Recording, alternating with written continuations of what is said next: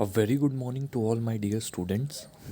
Let's start the today's class with the revision of chapter 15 our environment. तो बच्चों दो chapters का revision बच गया था, चैप्टर 15 एंड चैप्टर 16। तो चैप्टर 15 के रिवीजन से हम आज शुरुआत करेंगे और इस चैप्टर का नाम है अवर इन्वायरमेंट। इन्वायरमेंट का मतलब क्या होता है? वातावरण। इन्वायरमेंट का मतलब होता है वातावरण। ओके। वातावरण मतलब हमारे आसपास के एरिया में जो भी लिविंग और नॉन लिविंग थिंग्स रहते हैं वो कंस्टिट्यूट करते हैं इन्वायरमेंट को। वो क्या बनाते हैं? इन्वायरमेंट बनाते हैं। जैसे वाटर है, कोई नदी है हमारे आसपास, तालाब है, पेड़ पौधे, जानवर हैं, ये सारी सारी चीज़ें जो हैं वो क्या है? एनवायरनमेंट है। ठीक है। तो चलिए शुरुआत करते हैं हम इस चैप्टर की। मैं हर पैराग्राफ को आपको एक्सप्लेन करूँगा line by line. Okay, so let's begin. We have heard the word environment often being used on the television, in newspapers and by people around us. Environment शब्द हम बहुत बारी सुनते हैं हमारे आसपास के लोगों से, न्यूज़पेपर वालों से, और जो लोग हमारे टेलीविज़न वगैरह में आते हैं उनके थ्रू, न्यूज़ वगैरह पे। Okay. Our elders tell us that environment is not what it is used to be earlier. हमारे जो बड़े बूढ़े हैं वो ये बोलते हैं कि इन्वायरमेंट जो पहले हुआ करता था वो अब वैसा इन्वायरमेंट अब रह नहीं गया है। ओके। ऐसा वो क्यों बोलते हैं?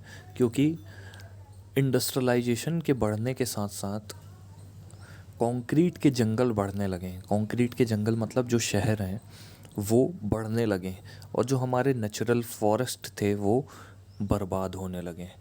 तो शुद्ध हवा, शुद्ध पानी और शुद्ध वातावरण बहुत ज़्यादा रेयर हो गया है। Okay. Others say that we should work in a healthy environment.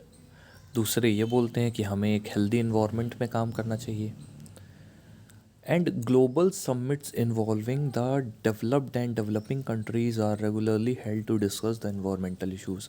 और जो पूरी दुनिया में समिट्स होते हैं, समिट्स मतलब मीटिंग्स होती हैं जिसमें डेवलप्ड और डेवलपिंग कंट्रीज़ अपने अपने आइडियाज़ को डिस्कस करते हैं। ठीक है। और इन्वायरमेंटल इश्यूज़ को सामने लाते हैं, तो वो सारी चीज़ें बताई जाती हैं। Okay. In this chapter we shall be studying how various components in the environment interact with each other and how we impact the environment. इस चैप्टर में हमें ये पढ़ना है कि कैसे अलग अलग कंपोनेंट्स जो हैं इन्वायरमेंट में वो एक दूसरे से इंटरेक्ट करते हैं। कंपोनेंट्स क्या होते हैं? देखिए, जैसे हमारे आसपास का इन्वायरमेंट है उसमें हम इंसान रहते हैं, हमारे पड़ोसी रहते हैं, हमारे घर के सामने लोग रहते हैं, हमारे मोहल्ले में गाय, बैल, कुत्ते, ठीक है, ये सारे जानवर रहते हैं। हमारे छत पे चिड़िया वगैरह रहती हैं, हमारे आसपास पेड़ हैं। तो ये सारे कंपोनेंट्स हैं, पेड़ पौधे, चिड़िया। ठीक है। तो ये सारे कंपोनेंट्स हैं। तो ये कंपोनेंट्स कैसे आपस में इंटरेक्ट करते हैं, कैसे तालमेल बैठाते हैं, कैसे सामंजस्य बैठाते हैं, उसी की स्टडी कहलाती है इन्वायरमेंट। ओके। चलिए इकोसिस्टम की बात करते हैं। Ecosystem is a part of environment, ये मैं आपको पहले बता दूं। It is a very integral part, ये बहुत ही ज़्यादा ज़रूरी हिस्सा है इन्वायरमेंट का। ऐसा मैं क्यों बोल रहा हूँ? क्योंकि इकोसिस्टम का मतलब होता है जितने भी एबायोटिक और बायोटिक कंपोनेंट्स हैं इकोसिस्टम के, वो आपस में कैसे इंटरेक्ट करके साथ में रहते हैं, उस चीज़ को हम बोलते हैं इकोसिस्टम। ठीक है। ये एक सिस्टम है जिसमें सारे बायोटिक और एबायोटिक कंपोनेंट इंटरेक्ट करते हैं। बायोटिक कंपोनेंट क्या होते हैं? Living components. जैसे आपके आसपास जितने भी पेड़ पौधे, जानवर वगैरह हैं, जो भी इंसान है, वो सब के सब बायोटिक कंपोनेंट्स होते हैं। ठीक है। चाहे वो एक छोटा सा पौधा क्यों ना हो और वो चाहे कोई बड़ा सा इंसान क्यों ना हो। ओके। सारे के सारे लिविंग कंपोनेंट्स कहलाते हैं बायोटिक कंपोनेंट्स। और एबायोटिक कंपोनेंट्स क्या होते हैं? एबायोटिक कंपोनेंट्स वो कंपोनेंट्स होते हैं जिनमें लाइफ नहीं होती, जो ज़िंदा नहीं होते, जैसे पत्थर, पानी। ओके। तो ये सारे एबायोटिक कंपोनेंट्स हैं। तो बायोटिक कंपोनेंट्स और एबायोटिक कंपोनेंट्स को साथ में मिल करके हम बोल देते हैं इकोसिस्टम। ठीक है। तो ecosystem what are its components, इसके कंपोनेंट्स क्या हैं, चलिए रीड करते हैं, पता चलेगा। All organisms such as plants, animals, microorganisms and human beings as well as physical surroundings interact with each other and maintain balance in nature. सारे animals, सारे ऑर्गेनिजम्स, चाहे वो प्लांट्स हों, एनिमल्स हों, माइक्रो ऑर्गेनिजम्स हों, ह्यूमन बींग्स हों, ये सारे एक दूसरे से इंटरेक्ट करते हैं और बैलेंस बनाते हैं नेचर में। All the interacting organisms in an area, सारे इंटरेक्टिंग ऑर्गेनिजम्स एक एरिया में with the non living constituent of the environment form an ecosystem. सारे इंटरेक्टिंग ऑर्गेनिजम्स किसी एरिया में, उसके साथ साथ में सारे नॉन लिविंग कंस्टिट्यूएंट, ये क्या बनाते हैं, इकोसिस्टम बनाते हैं। Thus an ecosystem consist of biotic components comprising living organisms and abiotic components comprising physical factors like temperature, rainfall, wind, soil and minerals। तो इकोसिस्टम में बायोटिक कंपोनेंट्स भी आ जाते हैं और एबायोटिक कंपोनेंट्स भी आ जाते हैं, उसके बारे में मैंने आपको बताया है। तो बायोटिक कंपोनेंट्स आपने ऊपर देख लिया, plants, animals, micro organisms, human beings, ये सारे बायोटिक कंपोनेंट्स हैं। एबायोटिक कंपोनेंट्स क्या हैं, temperature, rainfall, wind, soil, minerals, okay, ये सारे एबायोटिक कंपोनेंट्स हैं। Okay, for example if you visit a garden, अगर आप किसी गार्डन में जाएंगे तो you will find different plants such as grasses, trees, flower bearing plants like rose, jasmine, sunflower and animals like frogs, insects and birds. तो अगर आप किसी गार्डन में जाएंगे तो आप ये सारी चीज़ें देख सकते हैं, जैसे आपको ग्रासेस देखने मिलेंगी, ट्रीज़ देखने मिलेंगे, फ्लावर देखने मिलेगा, फ्लावर बियरिंग प्लांट्स देखने मिलेंगे, जैसे जो जिन प्लांट से हमको फूल मिलते हैं, जैसे रोज़, जैस्मीन, सनफ्लावर, और एनिमल्स देखने मिलेंगे जैसे फ्रॉग्स, इंसेक्ट्स, बर्ड्स। ये सारे लिविंग ऑर्गेनिजम्स एक दूसरे से इंटरैक्ट करते हैं, ओके, और ग्रोथ, रिप्रोडक्शन और दूसरी एक्टिविटीज़ करते हैं जिससे एबायोटिक कंपोनेंट्स अफेक्ट होते हैं। ठीक है, सो अ गार्डन इन एन इकोसिस्टम, एक गार्डन जो है इकोसिस्टम में, ठीक है, एक गार्डन जो है वो एक इकोसिस्टम है, एक गार्डन पूरा का पूरा इकोसिस्टम है, क्योंकि यहाँ रहने वाले सारे living organisms non living components से इंटरैक्ट करते हैं। ठीक है, other type of ecosystems are forest, ponds and lakes. दूसरे तरह के इकोसिस्टम कौन से हैं, फॉरेस्ट यानी जंगल, पॉन्ड्स यानी तालाब और लेक्स यानी झीलें। तो ये कुछ इकोसिस्टम्स हैं। मैं आपको बताना चाहूँगा कि एक पानी की बूंद भी एक इकोसिस्टम है, एक बूंद पानी भी इकोसिस्टम है। क्यों, क्योंकि उसके अंदर भी कुछ कुछ बैक्टीरिया वगैरह पाए जाते हैं। ठीक है, तो बैक्टीरिया जैसे वो पानी के अंदर इंटरेक्ट करते हैं तो वो भी एक तरह का इकोसिस्टम है। ठीक है, तो ये बात आप ध्यान रखिएगा। तो ये इसलिए मैंने बताया क्योंकि आपके दिमाग में रहना चाहिए कि इकोसिस्टम कितना भी छोटा और कितना भी बड़ा हो सकता है। Okay, These are natural ecosystems while garden and crop fields are human made और artificial ecosystem। तो ये जितने भी हमने ऊपर पढ़े वो नेचुरल इकोसिस्टम थे, लेकिन गार्डन, क्रॉप फील्ड्स और एक्वेरियम वगैरह ये सब आर्टिफिशियल इकोसिस्टम है। आर्टिफिशियल मतलब इंसानों द्वारा बनाए गए, ये नेचुरली डेवलप नहीं हुए। ओके, चलिए एक्टिविटी 15.1 को रीड कर लेते हैं। You might have seen an aquarium, आपने एक एक्वेरियम देखा होगा। चलिए एक डिज़ाइन करने की कोशिश करिएगा। What are the things that we need to keep in mind when we create an aquarium. ऐसी कौन कौन सी चीज़ें हैं जो हम अपने दिमाग में रखते हैं एक एक्वेरियम बनाने के टाइम पे। सबसे पहले जो मछलियाँ हम डालेंगे वो ज़्यादा बड़ी नहीं होनी चाहिए और उनके पास बहुत सारी जगह होनी चाहिए स्विम करने के लिए। ठीक है, प्रॉपर वाटर होना चाहिए, ऑक्सीजन होना चाहिए और उनका फूड होना चाहिए। ठीक है, we can provide oxygen through an oxygen pump.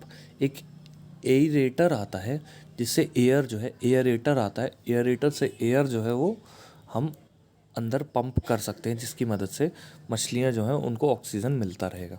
ठीक है, and fish food which is available in the market, और फिश फूड भी हम जो मार्केट में अवेलेबल है वो हम प्रोवाइड करवा सकते हैं ताकि मछलियाँ उसको खा करके ज़िंदा रहें। तो ये कुछ ऐसी चीज़ें हैं जो एक एक्वेरियम बनाते टाइम हमें ध्यान रखना चाहिए। Okay, if we add a few aquatic plants and animals, it can become a self sustaining ecosystem। तो अगर आप और एक्वेटिक प्लांट्स जो प्लांट्स पानी के अंदर पाए जाते हैं उन प्लांट्स को आप एक्वेरियम में लगा दोगे तो वो एक सेल्फ सस्टेनिंग इकोसिस्टम बन जाएगा। सेल्फ सस्टेनिंग मतलब खुद से चलने वाला, आपको उसको मेंटेन नहीं करना पड़ेगा। जैसे आपके मोहल्ले में जो तालाब वगैरह होंगे आपके एरिया में, या आपके शहर के आसपास जो नदियाँ होंगी, उनको किसी इंसान को मेंटेन नहीं करना पड़ता है, ठीक है। वो सेल्फ सस्टेनिंग होते हैं, वो खुद से चलते रहते हैं, ठीक है। वो खुद ही से उसके अंदर मछलियाँ और दूसरे जो पानी में रहने वाले केकड़े वगैरह हैं और दूसरे जो जानवर हैं वो खुद से वहाँ पर ज़िंदा रह लेते हैं। ओके, तो वो एक सेल्फ सस्टेनिंग इकोसिस्टम बन जाता है। तो उसी तरह अगर कुछ आप एक्वेटिक प्लांट्स और एनिमल्स को उस पर डाल देंगे तो वो एक सेल्फ सस्टेनिंग इकोसिस्टम बन जाएगा। Can we leave the aquarium as such after we set it up? क्या हम एक्वेरियम को ऐसे छोड़ सकते हैं एक बार उसको सेट करने के बाद? Why does it have to be clean once in a while? उसको हमें साफ़ करने की ज़रूरत क्यों पड़ती है? Do we have to clean ponds और lakes in a same manner? क्या हमें जो हमारे एरिया में जो तालाब और नदियाँ हैं उनको भी इसी तरह साफ़ करने की ज़रूरत पड़ती है? देखिए, जो एक्वेरियम है वो उसमें जो मछलियाँ वगैरह हैं, जो हमने जानवर वगैरह रखे हुए हैं, वो पानी को गंदा करते रहते हैं, उनमें ऑक्सीजन की मात्रा कम होती रहती है, ठीक है। वो रुका हुआ पानी है सबसे पहली बात, ठीक है। अब रुके हुए पानी में जो गंदगी है वो इकट्ठी होती जाएगी तो मछलियों के लिए वो पानी साफ़ रह नहीं जाएगा रहने के लिए। ओके, इसलिए हमें उसे बार बार साफ़ करना पड़ता है। Okay, we have seen in earlier classes that organisms can be grouped as producers, consumers and decomposers, ठीक है। तो जितने भी लिविंग ऑर्गेनिज्म हैं वो 3 ग्रुप्स में डिवाइडेड हैं। प्रोड्यूसर्स, जितने भी ग्रीन प्लांट्स हैं, जितने भी हरे भरे पेड़ पौधे आप देखते हैं, ग्रीन प्लांट्स को, जितने भी ग्रीन प्लांट्स हैं वो सारे क्या कहलाते हैं? प्रोड्यूसर्स। कंज्यूमर्स क्या होते हैं? ऐसे एनिमल्स जो उन ग्रीन प्लांट्स को खाते हैं वो कहलाते हैं कंज्यूमर्स। और डिकम्पोजर्स क्या होते हैं? जो प्रोड्यूसर और कंज्यूमर दोनों को खा करके ज़िंदा रहते हैं वो कहलाते हैं डिकम्पोजर्स। लेकिन डिकम्पोजर्स आप ये मत सोच लीजिएगा कि जैसे इंसान है वो प्लांट्स को भी खाता है, प्लांट्स मतलब सब्जियां भी खाता है और नॉनवेज वगैरह भी खाता है तो इंसान डिकम्पोज़र है। नहीं, डिकम्पोज़र मतलब कीटाणु जो सड़ी गली चीज़ों को खाते हैं। इंसान सड़ी गली चीज़ों को नहीं खाता है। ओके, तो डिकम्पोज़र मतलब होते हैं कीटाणु, वो छोटे छोटे कीड़े मकोड़े जो मरे हुए प्लांट्स और एनिमल्स को खाते हैं वो कहलाते हैं decomposers. Okay, let us recall what we have learned through the self-sustaining ecosystem created by us above। तो चलिए रिकॉल करते हैं कि हमने अभी तक क्या पढ़ा है सेल्फ सस्टेनिंग इकोसिस्टम में, ओके, जो कि हमारे द्वारा क्रिएट किया गया है। Which organisms can make organic compounds like sugar and starch from inorganic substance using the radiant energy of the sun in the presence of chlorophyll. तो प्लांट्स वो ऑर्गेनिजम्स हैं जो ग्लूकोज या शुगर या स्टार्च बना सकते हैं इनऑर्गेनिक सब्सटेंस से। इनऑर्गेनिक सब्सटेंस मतलब कार्बन डाइऑक्साइड, वाटर, ठीक है। इन सब की मदद से फोटोसिंथेसिस प्रोसेस से कार्बन डाइऑक्साइड, वाटर, क्लोरोफिल और सनलाइट, ठीक है, ये चारों को आपस में मिक्स करके प्लांट्स बना लेते हैं क्या? ग्लूकोज। ओके, तो ग्लूकोज होता है क्या? प्लांट्स का फूड। इसको स्टार्च भी बोलते हैं, इसको शुगर भी बोलते हैं, ठीक है। All green plants and certain bacteria, सारे ग्रीन प्लांट्स और कुछ बैक्टीरिया हैं which can produce food by photosynthesis, जो कि खाना बना सकते हैं फोटोसिंथेसिस प्रोसेस से। वो इसी कैटेगरी में आते हैं, प्रोड्यूसर्स की कैटेगरी में, ठीक है। सारे ग्रीन प्लांट्स और बैक्टीरिया जो हैं वो फूड बना सकते हैं फोटोसिंथेसिस से, वो इसी के अंदर आते हैं, ठीक है। Organisms depend on producers either directly or indirectly for their sustenance.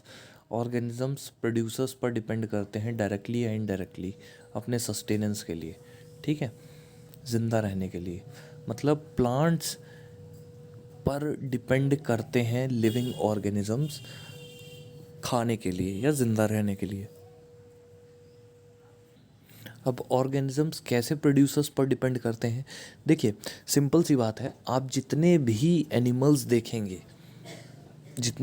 देखेंगे वो या तो डायरेक्टली प्लांट्स को खा रहे होंगे या उन एनिमल्स को खा रहे होंगे जो प्लांट्स को खाते हैं। फॉर एग्ज़ाम्पल, आपने गाय देखी, आपने बकरी देखी, तो गाय, बकरी, भैंस वगैरह जो हैं वो डायरेक्टली प्लांट्स को खाते हैं, ठीक है। सीधा सीधा कहीं घास होगी, कहीं कोई प्लांट होगा, उसको खा लेते हैं। बट आपने लायन को देखा होगा या टाइगर को देखा होगा या इंसानों को देखा होगा, तो वो इन जानवरों को खा जाते हैं, ठीक है। तो कुल मिलाकर आपने ये देखा, या तो एनिमल्स डायरेक्टली डिपेंडेंट हैं प्लांट पे या उन एनिमल्स पर डिपेंडेंट है जो प्लांट्स को खाते हैं। तो कुल मिलाकर डायरेक्टली या इनडायरेक्टली किस पर डिपेंडेंट है? प्लांट्स पर, ठीक है। These organisms which consume the food produced either directly from producers or indirectly by feeding on other consumers are the consumers। तो consumers क्या कहलाते हैं? जो producers को खाने वाले organisms होते हैं उनको हम बोलते हैं क्या? consumers, ठीक है। Consumers can be classed variously as herbivores, carnivores and omnivores and parasites।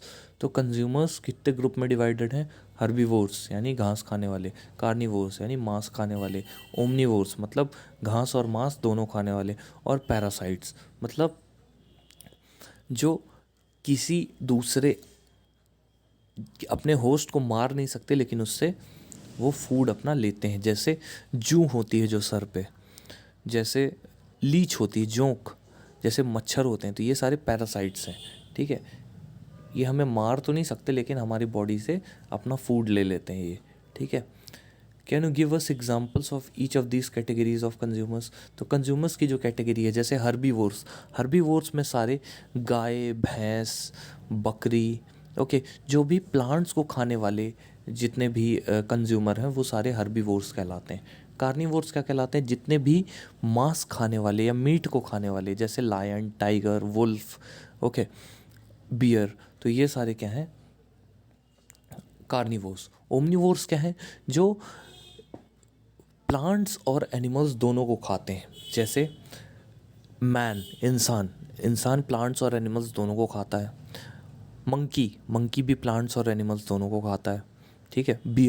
Beer भी प्लांट्स और एनिमल्स दोनों को खाता है। तो जो दोनों को खाने वाले जानवर होते हैं वो कहलाते हैं कार्निवोर्स, ओमनीवोर्स, ठीक है। तो ओमनीवोर्स कौन से जानवर होते हैं? जो प्लांट्स और एनिमल्स दोनों को खाते हैं, ठीक है।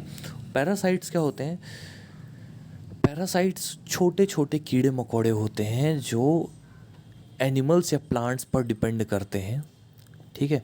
एनिमल्स या प्लांट्स पर डिपेंड करते हैं उनके फूड के लिए, ठीक है। खाने के लिए वो डिपेंड करते हैं एनिमल्स या प्लांट्स पर। जो तो ऐसे प्लांट्स या एनिमल्स जो दूसरे प्लांट्स या एनिमल्स पर पूरी तरह से डिपेंड करें, उन्हीं के शरीर से चिपक करके अपना फूड लें, तो वो कहलाते हैं पैरासाइट्स, ठीक है। Imagine the situation when you do not clean the aquarium and some fish and plants have died। ऐसी सिचुएशन इमेजिन करिए जिसमें आपने एक्वेरियम को साफ़ नहीं किया है और कुछ फिश और प्लांट्स जो हैं वो मर चुके हैं, ठीक है।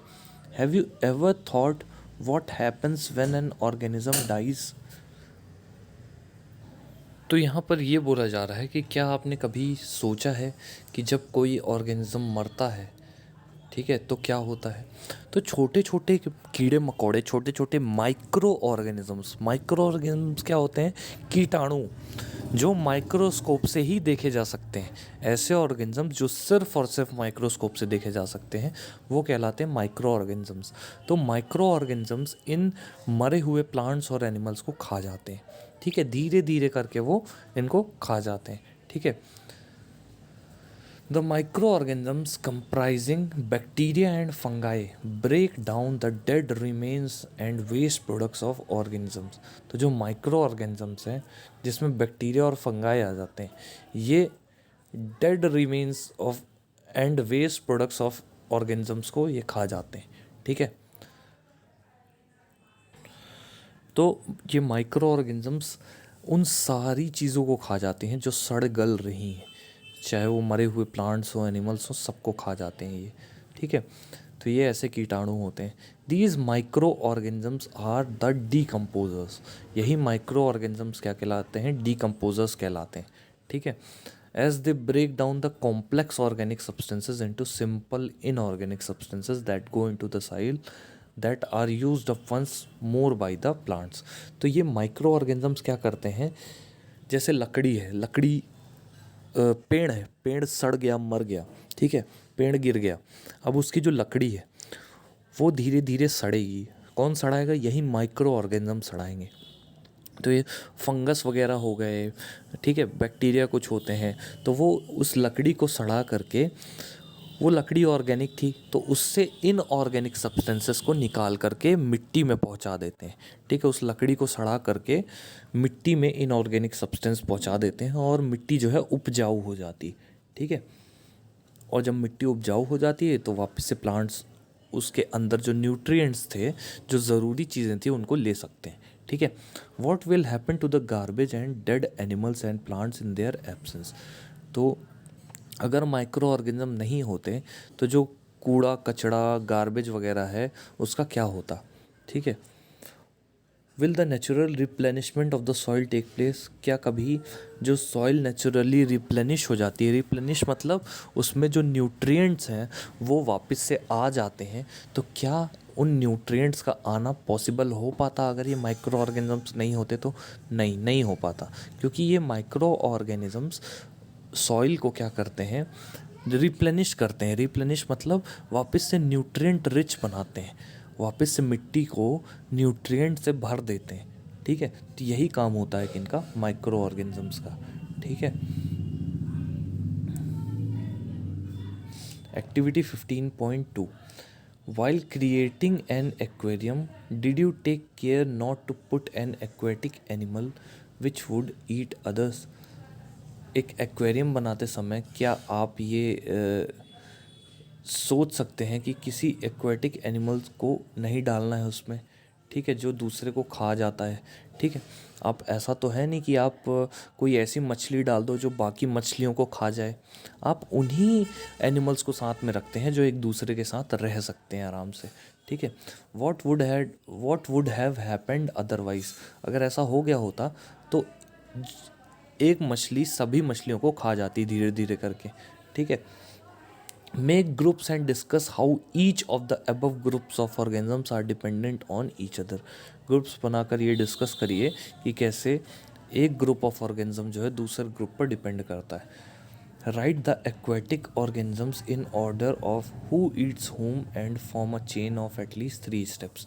तो एक एक्वेटिक ऑर्गेनिजम्स की चेन बनाइए. तो ये चेन, ये बॉक्सेस जो दिख रहे हैं, इसमें आपको नाम लिखना है. तो जो राइट साइड की तरफ एरो है वो ये बताता है कि लेफ़्ट साइड वाले ऑर्गेनिज्म को राइट साइड वाला ऑर्गेनिज्म खा रहा है. ठीक है. जैसे लेफ़्ट साइड में अगर मैं लिख दूं एल्गी. ठीक है. एल्गी को कौन खाता है? श्रिम्प. श्रिम्प यानी कुछ ऐसे झींगा मछली होती है. ठीक है. वो. ठीक है. और झींगा मछली को कौन खाता है? बड़ी मछलियाँ. तो ऐसे मैं सिंपल एक आपको बता सकता हूँ. ठीक है. दूसरा अगर मैं आपको बताना चाहूँ तो फाइटोप्लैंक्टन होते हैं. फाइटोप्लैंक्टन मतलब छोटे छोटे प्लांट्स होते हैं जो पानी में पाए जाते हैं. उन फाइटोप्लैंक्टन्स को खाते हैं जू प्लैंक्टन्स. जू प्लैंक्टन्स मतलब होते हैं वो ऐसे कीटाणु जो प्लांट्स को खाते हैं. ठीक है. जू प्लैंक्टन्स को कौन खाता है? फिशेस. तो एक ये हो गया. ठीक है.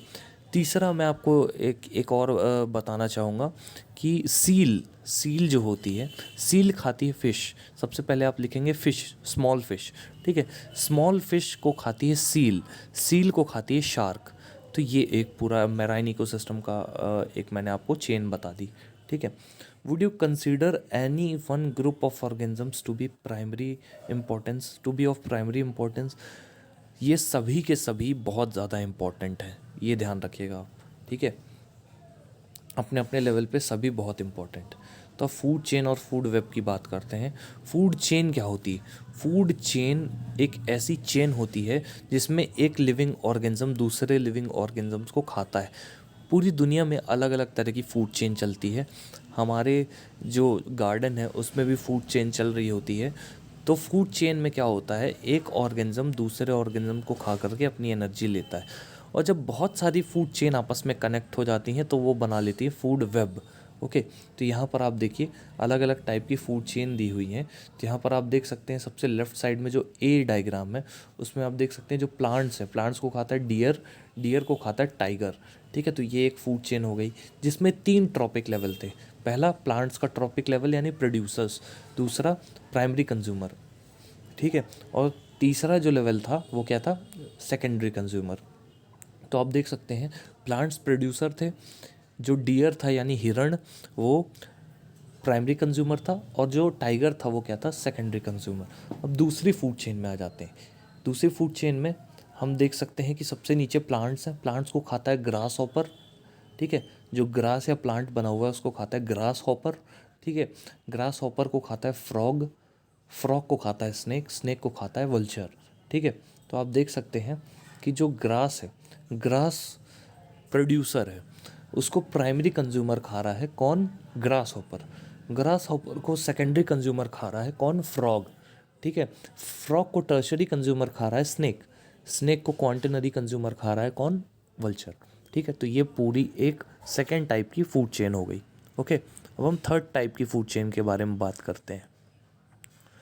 अब जो थर्ड टाइप की फूड चेन है वो मैं आपको बताना चाहूँगा। उसमें छोटे छोटे प्लांट्स हैं, उनको खा रहा है स्कॉर्पियन। हालांकि ये स्कॉर्पियन नहीं होना चाहिए यहाँ पर थोड़ा सा गलत है, क्योंकि ये स्कॉर्पियन प्लांट्स को नहीं खाता, वो दूसरे इंसेक्ट्स को खाता है, ठीक है। तो यहाँ पर क्रैब हो सकता है या कोई इंसेक्ट हो सकता है, ठीक है।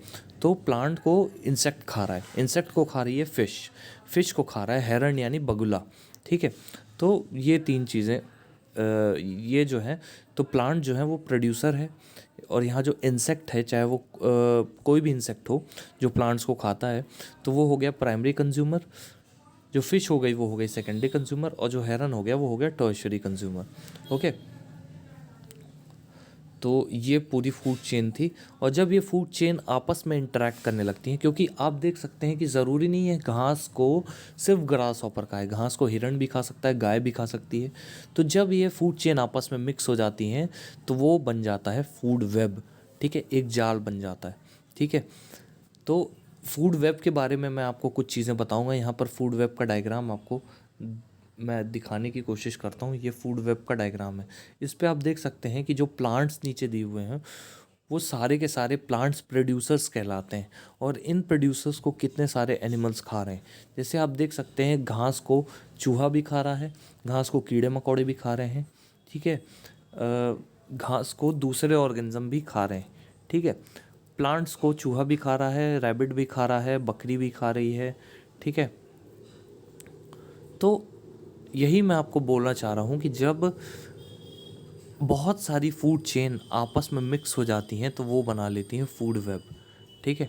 बहुत सारी फूड चेन जब आपस में मिक्स हो जाती हैं तो क्या बना लेती हैं, वो फूड वेब। तो यहाँ पर सबसे ऊपर आप देखिएगा टाइगर है, क्योंकि टाइगर का शिकार करके खाने वाला कोई जानवर नहीं।